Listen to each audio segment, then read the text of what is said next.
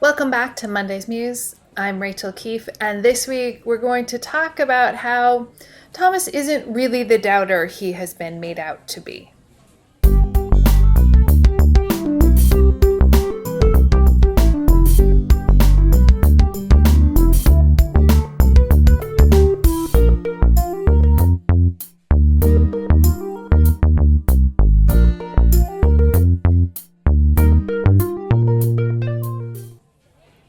So yesterday was the second Sunday of Eastertide, and the gospel reading is invariably about Thomas and how Thomas missed the post-resurrection experience the rest of the disciples had while they were locked away in a room.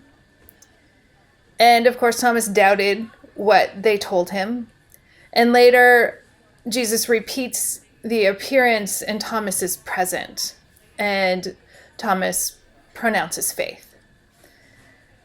I think this story has often been kind of misconstrued.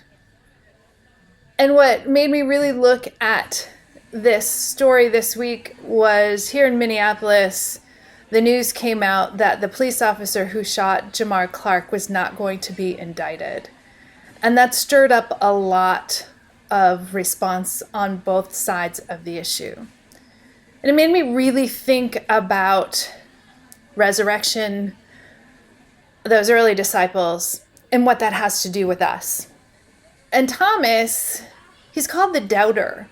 But Thomas was the only one of the disciples who was out in the world, not locked away out of fear like the rest of the disciples. He was out and about doing whatever he needed to do. That's why he missed Jesus' first appearance to the disciples. And really, who can blame him when a room full of your grieving peers says, "We've seen him come back to life"? You're not really going to believe them until you see it for yourself. Now, an interesting thing happened when Jesus returned. He held up his hands to Thomas and said, "Here, touch my wounds, touch my side." Thomas didn't have to. Seeing was enough for him. But there's stuff here in this story that we overlook often.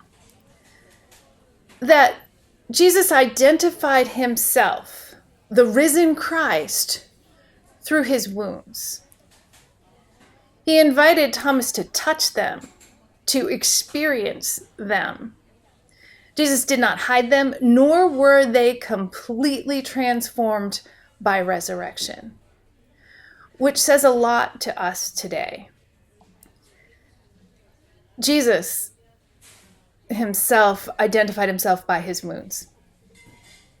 If we can't recognize our own woundedness and see the face of Christ in the wounded many around us, then we've got this whole church thing not quite right.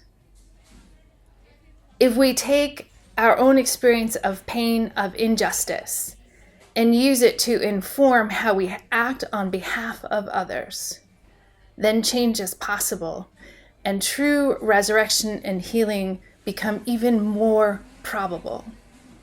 If we want to be the body of Christ, then let's expose our wounds to one another, and in so doing also expose the Christ within us. Thanks for watching. Please, if you are watching on YouTube, leave your comments below, and I'll see you next week.